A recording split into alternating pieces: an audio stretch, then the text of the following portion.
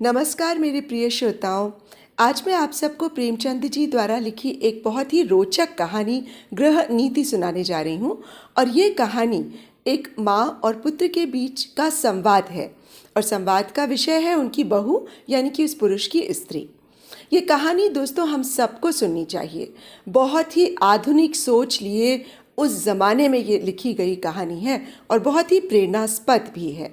तो आइए सुने कहानी।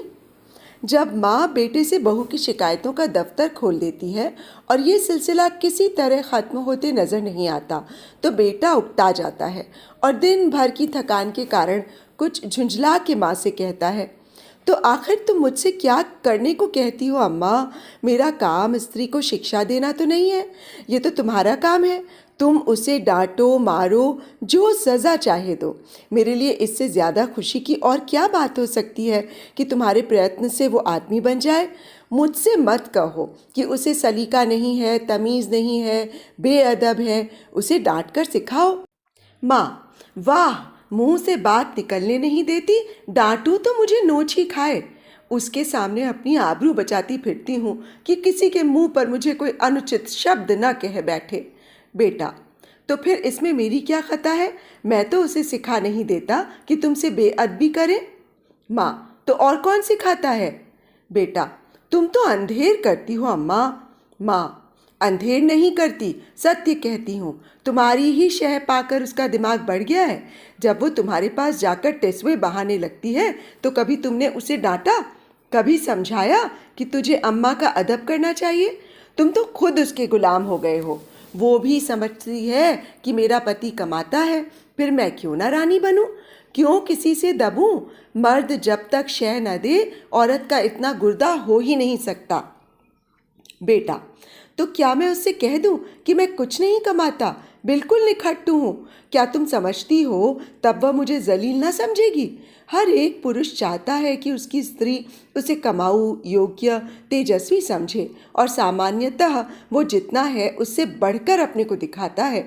मैंने कभी नादानी नहीं की, कभी स्त्री के सामने डींग नहीं मारी, लेकिन स्त्री की दृष्टि में अपना सम्मान खोना तो कोई भी न चाहेगा। माँ, तुम कान लगाकर ध्यान देकर और मीठी मुस्कुराहट के साथ उसकी बातें सुनोगे तो वो क्यों ना शेर होगी। तुम खुद चाहते हो कि स्त्री के हाथों मेरा अपमान कराओ। मालूम नहीं मेरे किन पापों का तुम मुझे ये दंड दे रहे हो, किन अरमानों से कैसे कैसे कष्ट झेलकर मैंने तुम्हें पाला। खुद नहीं पहना, तुम्हें पहनाया, खुद नहीं खाया, तुम्हें खिलाया।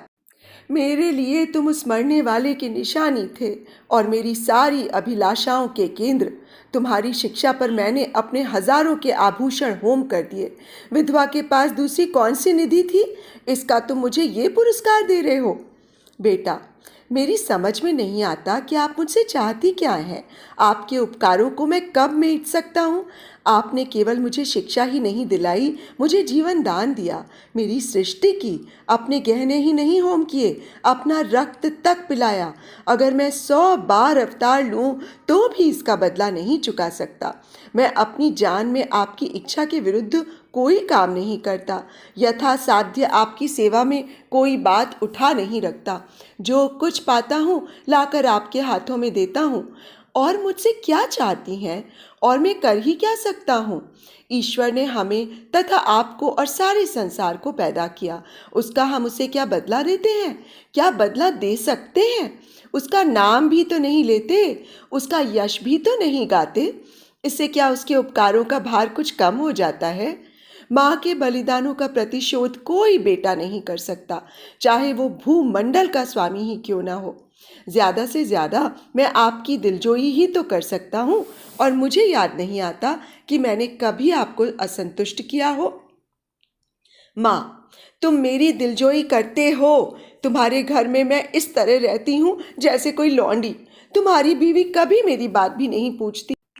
मैं भी कभी बहू थी, रात को घंटे भर सास की देह दबाकर उनके सिर में तेल डालकर उन्हें दूध पिलाकर तब बिस्तर पर जाती थी। तुम्हारी स्त्री 9 बजे अपनी किताबें लेकर अपनी सहनवी में जा बैठती है, दोनों खिड़कियां खोल लेती है और मज़े से हवा खाती है। मैं मरूं या जीऊं उससे मतलब नहीं, इसीलिए मैंने पाला था। बेटा, तुमने मुझे पाला था तो ये सारी सेवा मुझसे लेनी चाहिए थी, मगर तुमने मुझसे कभी नहीं कहा। मेरे अन्य मित्र भी हैं, उनमें से मैं किसी को माँ की देह में मुक्कियाँ लगाते नहीं देखता। आप मेरे कर्तव्य का भार मेरी स्त्री पर क्यों डालती हैं? यूं अगर वो आपकी सेवा करे तो मुझसे ज़्यादा प्रसन्न और कोई न होगा। मेरी आंखों में उसकी इज्जत दूनी हो जाएगी, शायद उससे और ज़्यादा प्रेम करने लगूं। लेकिन अगर वो आपकी सेवा नहीं करती तो आपको उससे अप्रसन्न होने का कोई कारण नहीं है।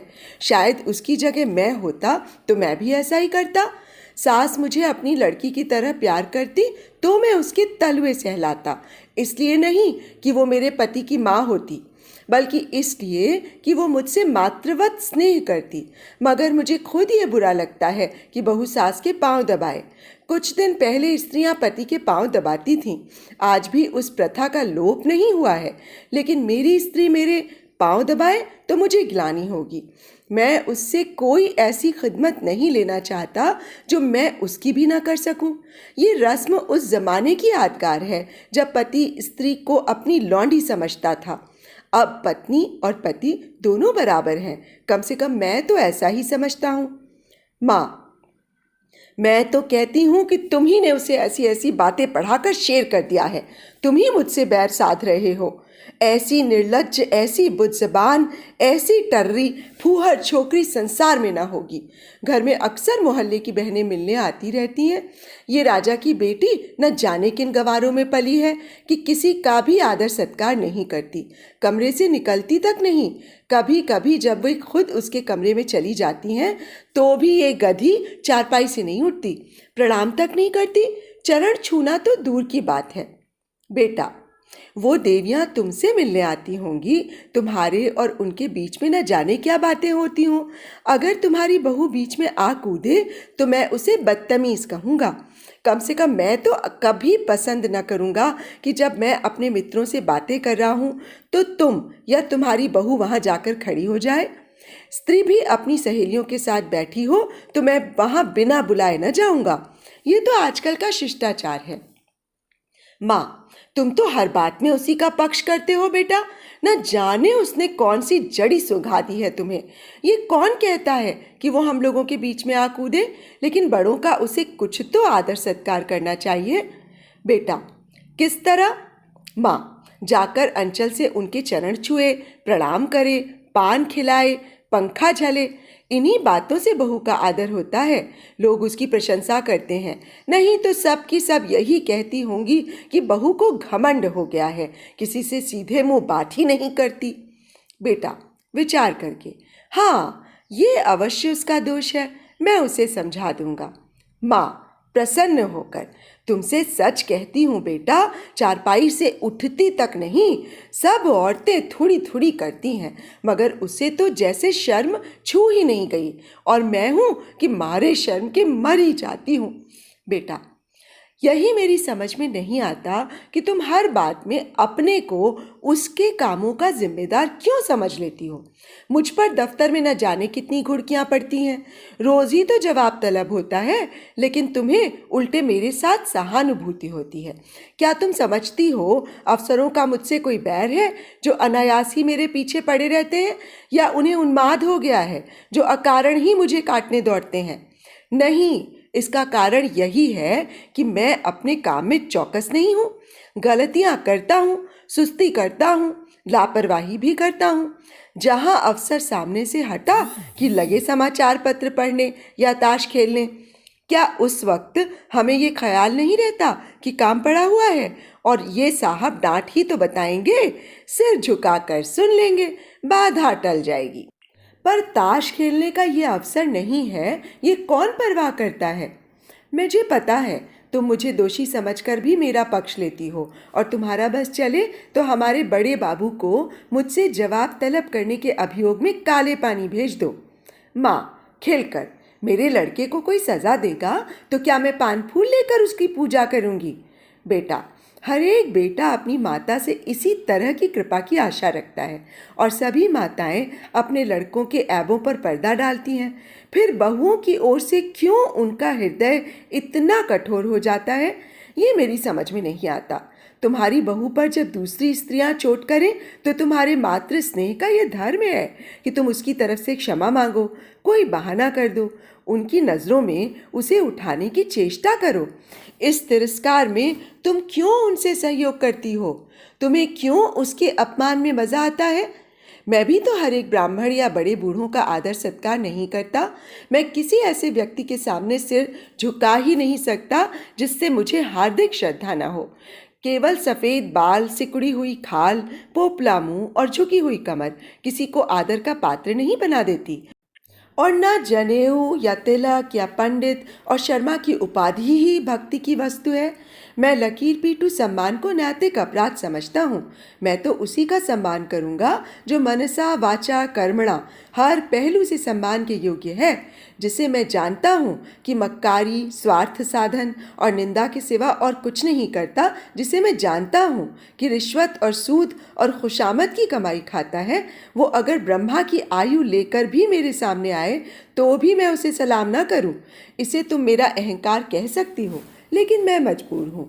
जब तक मेरा दिल न झुके मेरा सिर भी न झुकेगा।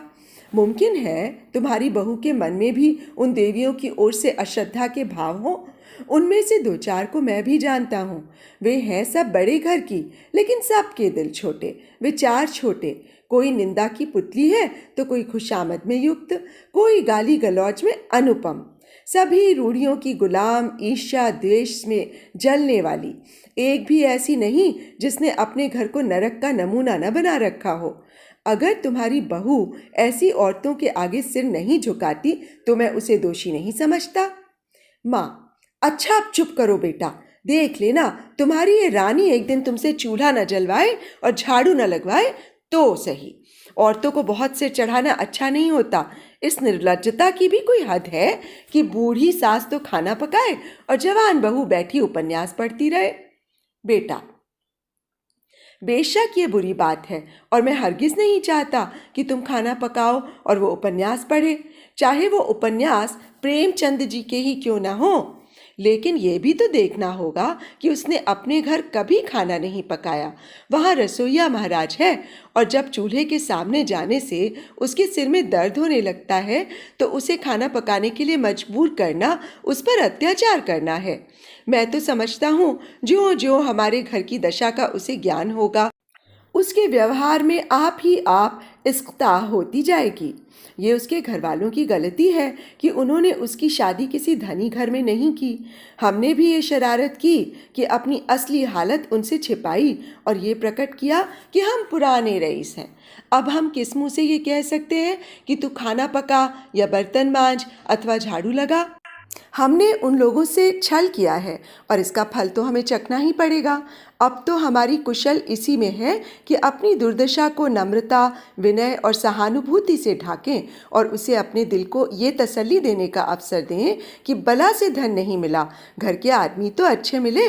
अगर ये तसल्ली भी हमने उससे छीन ली तो तुम ही सोचो उसको कितनी विदारक वेदना होगी। शायद वो हम लोगों की सूरत से भी घृणा करने लगे। माँ, उसके घर वालों को 100 दफ़े गरज थी। तब हमारे यहाँ जब ब्याह किया था तो हम उनसे कुछ भीख मांगने गए थे। बेटा, उनको अगर लड़के की गरज थी तो हमें धन और कन्या दोनों की गरज थी। माँ, यहाँ के बड़े बड़े रईस हमसे नाता करने को मुंह फैलाए हुए थे। बेटा, इसीलिए कि हमने रईसों का स्वांग बना रखा है। घर की असली हालत खुल जाए तो कोई भी बात ना पूछे। माँ, तो तुम्हारे ससुराल वाले ऐसे कहाँ के रईस हैं? इधर ज़रा वकालत चल गई तो रईस हो गए, नहीं तो तुम्हारे ससुर के बाप मेरे सामने चपरासीगिरी करते थे। और लड़की का ये दिमाग कि खाना पकाने में सिर में दर्द होता है। अच्छे अच्छे घरों की लड़कियां गरीबों के घर आती हैं और घर की हालत देखकर वैसा ही बर्ताव करती हैं। ये नहीं कि बैठी अपने भाग्य को कोसा करें। इस छोकरी ने हमारे घर को अपना समझा ही नहीं। बेटा, जब तुम समझने भी दो, जिस घर में घुड़कियों, गालियों और कटुताओं के सिवा और कुछ न मिले उसे अपना घर कौन समझे? घर तो वो है जहाँ स्नेह और प्यार मिले। कोई लड़की डोली से उतरते ही सास को अपनी माँ नहीं समझ सकती। माँ तभी समझेगी जब सास पहले उसके साथ माँ का सा बर्ताव करे, बल्कि अपनी लड़की से ज़्यादा प्रिय समझे। माँ, अच्छा अब चुप रहो, जी न जलाओ। ये ज़माना ही ऐसा है कि लड़कों ने स्त्री का मुंह देखा और उसके गुलाम हुए। ये सब न जाने कौन सा मंत्र सीख कर आती हैं।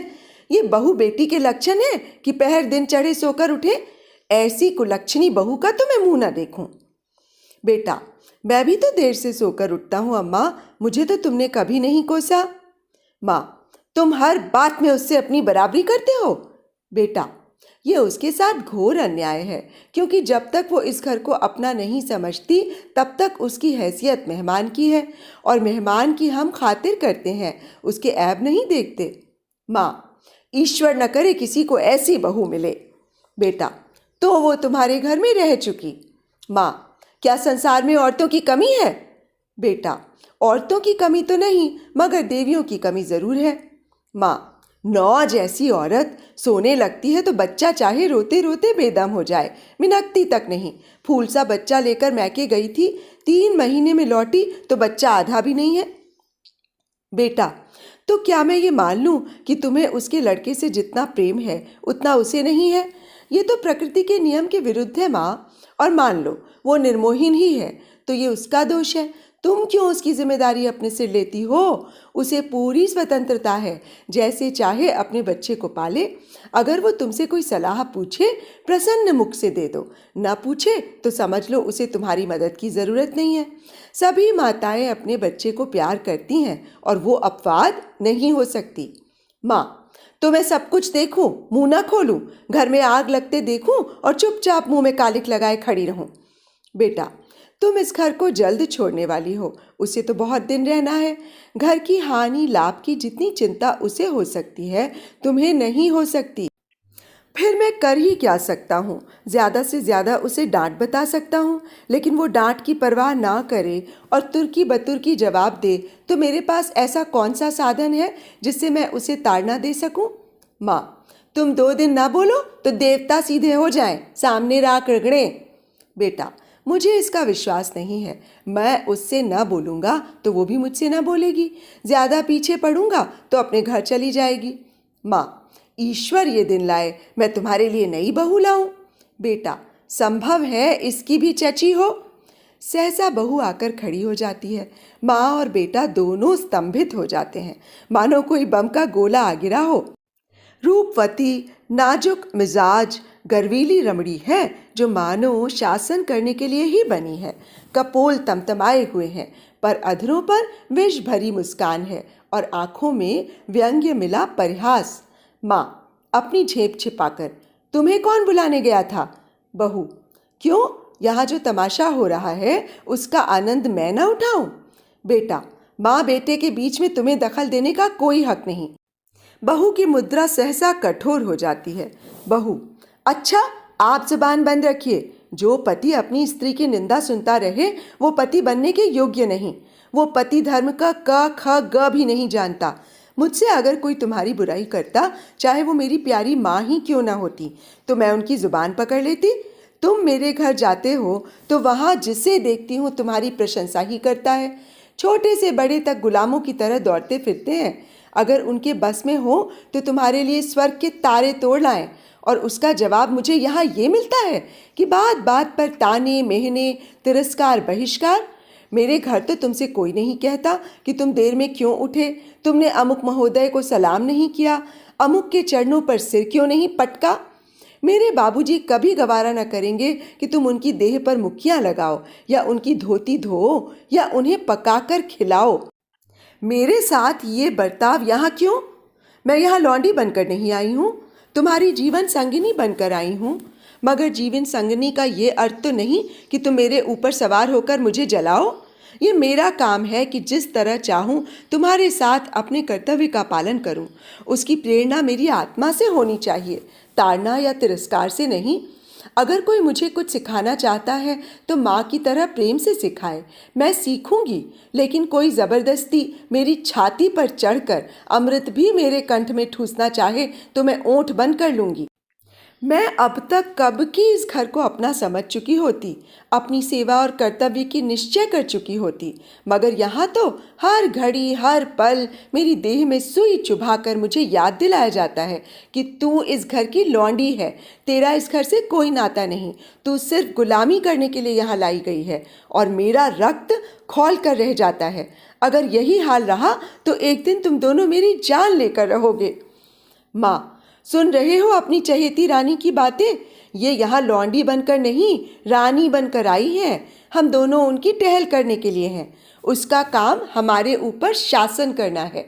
उसे कोई कुछ काम करने की कौन कहे? मैं खुद मना करूं? और तुम उसकी बातें कान लगाकर सुनते हो। तुम्हारा मुंह कभी नहीं खुलता कि उसे डांटो या समझाओ, थर थर कांपते रहते हो। बेटा, अच्छा अम्मा, ठंडे दिल से सोचो। मैं इसकी बातें न सुनूं तो कौन सुने? क्या तुम इसके साथ इतनी हमदर्दी भी नहीं देखना चाहती? आखिर बाबूजी जीवित थे तब तक वो तुम्हारी बातें सुनते थे या नहीं? तुम्हें प्यार करते थे या नहीं? फिर मैं अपनी बीवी की बातें सुनता हूँ तो कौन सी नई बात करता हूँ, और इसमें तुम्हारे बुरा मानने की कौन सी बात है? माँ, हाय बेटा, तुम अपनी स्त्री के सामने मेरा अपमान कर रहे हो। इसी दिन के लिए मैंने तुम्हें पाल पोस कर बड़ा किया था। क्यों मेरी छाती नहीं फट जाती? वो आंसू पोंछती आपे से बाहर कमरे से निकल जाती है। स्त्री पुरुष दोनों कौतुक भरी निगाहों से उसे देखते हैं, जो बहुत जल्द हमदर्दी में बदल जाती है। पति, माँ का हृदय। स्त्री, माँ का हृदय नहीं, स्त्री का हृदय। पति, अर्थात स्त्री जो अंत तक पुरुष का सहारा चाहता है, स्नेह चाहता है और उस पर किसी दूसरी स्त्री का असर देखकर ईर्ष्या से जल उठा है। पति, क्या पगली सी बातें करती हो? स्त्री, यथार्थ कहती हूँ। पति, तुम्हारा दृष्टिकोण बिल्कुल गलत है और इसका तजर्बा तुम्हें तब होगा जब तुम खुद सास होगी। स्त्री, मुझे सास बनना ही नहीं है। लड़का अपने हाथ पांव का हो जाए, ब्याह करे और अपना घर संभाले। मुझे बहू से क्या सरोकार? पति, तुम्हारे ये अरमान बिल्कुल नहीं है कि तुम्हारा लड़का योग्य हो, तुम्हारी बहू लक्ष्मी हो और दोनों का जीवन सुख से कटे। स्त्री, क्या मैं माँ नहीं हूँ? पति, माँ और सास में क्या कोई अंतर है? स्त्री, उतना ही जितना जमीन और आसमान में है। माँ प्यार करती है, सास शासन करती है। कितनी ही दयालु, सहनशील, सतोगुणी स्त्री हो, सास बनते ही मानो ब्याही हुई गाय हो जाती है, जिसे पुत्र से जितना ही ज्यादा प्रेम है वो बहू पर उतनी ही निर्दयता से शासन करती है। मुझे भी अपने ऊपर विश्वास नहीं है। अधिकार पाकर किसे मत नहीं हो जाता। मैंने तय कर लिया है, सास बनूंगी ही नहीं। औरत की गुलामी सासों के बल पर कायम है। जिस दिन सासें न रहेंगी, औरत की गुलामी का अंत हो जाएगा। पति, मेरा ख्याल है तुम जरा भी सहज बुद्धि से काम लो तो तुम अम्मा पर भी शासन कर सकती हो। तुमने हमारी बातें कुछ सुनी? स्त्री, बिना सुने ही मैंने समझ लिया कि क्या बातें हो रही होंगी। वही बहू का रोना। पति, नहीं नहीं, तुमने बिल्कुल गलत समझा। अम्मा के मिजाज में आज मैंने विस्मयकारी अंतर देखा, बिल्कुल अभूतपूर्व। आज वो जैसे अपनी कटुताओं पर लज्जित हो रही थीं। हाँ, प्रत्यक्ष रूप से नहीं, संकेत रूप से। अब तक वो इसलिए तुमसे नाराज रहती थी कि तुम देर में उठती हो। अब शायद उन्हें ये चिंता हो रही है कि कहीं सवेरे उठने से तुम्हें ठंड न लग जाए। तुम्हारे लिए पानी गर्म करने को कह रही थी। स्त्री, प्रसन्न होकर, सच? पति, हाँ, मुझे तो सुनकर आश्चर्य हुआ। स्त्री, तो अब मैं मुंह अंधेरे उठूंगी। ऐसी ठंड क्या लग जाएगी? लेकिन तुम मुझे चकमा तो नहीं दे रहे हो? पति, अब इस बदगुमानी का क्या इलाज? आदमी को कभी कभी अपने अन्याय पर खेद तो होता ही है। स्त्री, तुम्हारे मुंह में घी शक्कर। अब मैं गज रदम उठूंगी। वो बेचारी मेरे लिए क्यों पानी गर्म करेंगी? मैं खुद गर्म कर लूंगी। आदमी करना चाहे तो क्या नहीं कर सकता। पति, मुझे उनकी बातें सुन सुनकर ऐसा लगता था जैसे किसी दैवी आदेश ने उनकी आत्मा को जगा दिया हो। तुम्हारे अल्हड़पन और चपलता पर कितना भन्नाती हैं। चाहती थी कि घर में कोई बड़ी बूढ़ी आ जाए तो तुम उसके चरण छुओ, लेकिन शायद अब उन्हें मालूम होने लगा है कि इस उम्र में सभी थोड़े बहुत अल्हड़ होते हैं। शायद उन्हें अपनी जवानी याद आ रही है। कहती थी यही तो शौक सिंगार, पहनने ओढ़ने, खाने खेलने के दिन थे। बुढ़िया का तो दिन भर तांता लगा रहता है। कोई कहाँ तक उनके चरण छुए और क्यों छुए? ऐसी कहाँ की बड़ी देवियाँ हैं। स्त्री: मुझे तो हर्षोन्माद हुआ चाहता है। पति: मुझे तो विश्वास ही ना आता था, स्वप्न देखने का संदेह हो रहा था। स्त्री: अब आई है राह पर। पति: कोई दैवी प्रेरणा समझो। स्त्री: मैं कल से ठेठ बहू बन जाऊंगी, किसी को खबर भी ना होगी कि कब अपना मेकअप करती हूँ। सिनेमा के लिए भी सप्ताह में एक ही दिन काफ़ी है। बूढ़ियों के पाँव छू लेने में हरज ही क्या है? वे देवियाँ न सही, चुड़ैले ही सही, मुझे आशीर्वाद तो देंगी, मेरा गुण तो गावेंगी। पति: सिनेमा का तो उन्होंने नाम भी नहीं लिया। स्त्री: तुमको जो इतना शौक है, अब तुम्हें भी न जाने दूंगी। पति: लेकिन सोचो, तुमने कितनी ऊंची शिक्षा पाई है, किस कुल की हो। इन खूसट बुढ़ियों के पांव पर सिर रखना तुम्हें बिल्कुल शोभा न देगा। स्त्री: तो क्या ऊंची शिक्षा के ये माने हैं कि हम दूसरों को नीचा समझें? बुढ़े कितने ही मूर्ख हों, लेकिन दुनिया का तजर्बा तो रखते हैं। कुल की प्रतिष्ठा भी नम्रता और सद्व्यवहार से होती है, हेकड़ी और रुखाई से नहीं। पति: मुझे तो यही ताज्जुब होता है कि इतनी जल्द इनकी काया पलट कैसे हो गई। अब इन्हें बहुओं का सास के पांव दबाना या उनका साड़ी धोना या उनकी देह में मुक्कियां लगाना बुरा लगने लगा। कहती थी बहू कोई लौंडी थोड़े ही है कि बैठी सास का पांव दबाए। स्त्री: मेरी कसम। पति: हाँ जी, सच कहता हूँ। और तो और अब वो तुम्हें खाना भी ना पकाने देंगी।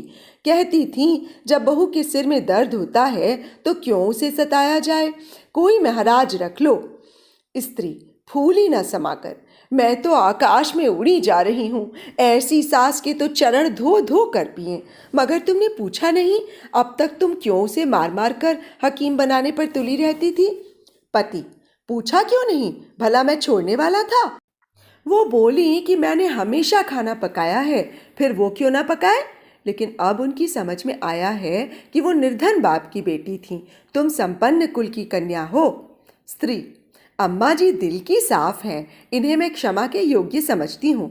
जिस जलवायु में हम पलते हैं उसे एक बारगी नहीं बदल सकते। जिन रूढ़ियों और परंपराओं में उनका जीवन बीता है उन्हें तुरंत त्याग देना उनके लिए कठिन है। वो क्यों, कोई भी नहीं छोड़ सकता। वो तो फिर भी बहुत उदार हैं। तुम अभी महाराज मत रखो, खाम खा जेरबार क्यों होंगे। जब तरक्की हो जाए तो महाराज रख लेना, अभी मैं खुद पका लिया करूँगी। 3-4 प्राणियों का खाना ही क्या, मेरी जात से अम्मा को कुछ तो आराम मिले। मैं जानती हूँ सब कुछ, लेकिन कोई रोब जमाना चाहे तो मुझसे बुरा कोई नहीं। पति: मगर ये तो मुझे बुरा लगेगा कि तुम रात को अम्मा के पाँव दबाने बैठो। स्त्री: बुरा लगने की कौन बात है, जब उन्हें मेरा इतना ख्याल है तो मुझे भी तो उनका लिहाज करना चाहिए। जिस दिन मैं उनके पाँव दबाने बैठूंगी वो मुझ पर प्राण देने लगेंगी। आखिर बहू बेटे का कुछ सुख उन्हें भी तो हो, बड़ों की सेवा करने में हेठी नहीं होती। बुरा जब लगता है जब वो शासन करते हैं, और अम्मा मुझसे पाँव दबवाएंगी थोड़े ही, सेंत का यश मिलेगा। पति: अब तो अम्मा को तुम्हारी फिजूल खर्ची भी बुरी नहीं लगती, कहती थी रुपए पैसे बहू के हाथ में दे दिया करो। स्त्री: चिढ़कर तो नहीं कहती थी। पति: नहीं नहीं, प्रेम से कह रही थी। उन्हें अब भय हो रहा है कि उनके हाथ में पैसे रहने से तुम्हें असुविधा होती होगी। तुम बार बार उनसे मांगती लजाती भी होगी और डरती भी होगी, एवं तुम्हें अपनी ज़रूरतों को रोकना पड़ता होगा। स्त्री: ना भैया, मैं ये जंजाल अभी अपने सिर पर ना लूंगी। तुम्हारी थोड़ी सी तो आमदनी है, कहीं जल्दी से खर्च हो जाए तो महीना कटना मुश्किल हो जाए। थोड़े में निर्वाह करने की विद्या उन्हीं को आती है, मेरी ऐसी ज़रूरतें ही क्या है। मैं तो केवल अम्मा जी को चिढ़ाने के लिए उनसे बार बार रुपए मांगती थी। मेरे पास तो खुद 100-50 पड़े रहते हैं। बाबूजी का पत्र आता है तो उसमें 10-20 के नोट ज़रूर होते हैं, लेकिन अब मुझे हाथ रोकना पड़ेगा। आखिर बाबूजी कब तक देते चले जाएंगे, और ये कौन सी अच्छी बात है कि हमेशा मैं उन पर टैक्स लगाती रहूं। पति: देख लेना अम्मा अब तुम्हें कितना प्यार करती हैं। स्त्री: तुम भी देख लेना मैं उनकी कितनी सेवा करती हूँ। पति, मगर शुरू तो उन्होंने किया। स्त्री, केवल विचार में, व्यवहार में आरंभ मेरी ही ओर से होगा। भोजन पकाने का समय आ गया, चलती हूँ। आज कोई खास चीज़ तो नहीं खाओगे? पति, तुम्हारे हाथों की सूखी रोटियां भी पकवान का मज़ा देंगी। स्त्री, अब तुम नटखटी करने लगे। तो अभी आप सुन रहे थे प्रेमचंद जी द्वारा लिखी एक कहानी गृह नीति। तो देखा दोस्तों, एक पति ने किस चतुरता से अपनी माँ और अपनी स्त्री के बीच में सामंजस्य स्थापित कर दिया। तो दोस्तों, आपको कहानी और मेरा वाचन कैसा लगा? यदि आप मुझे कमेंट करके बताएंगे तो मैं आपकी आभारी होंगी। और यदि आपने मेरे इस चैनल को अभी तक सब्सक्राइब नहीं किया है और मेरा वाचन यदि आपको पसंद आता है तो प्लीज़ इसे सब्सक्राइब कर लें और मेरी कहानियों को लाइक और शेयर और हाँ, बेल आइकन भी दबा लीजिएगा, जिससे कि मेरी रोज़ आने वाली कहानियों की नोटिफिकेशंस आपको मिलती रहें। तो अब मुझे इजाज़त दीजिए। नमस्कार।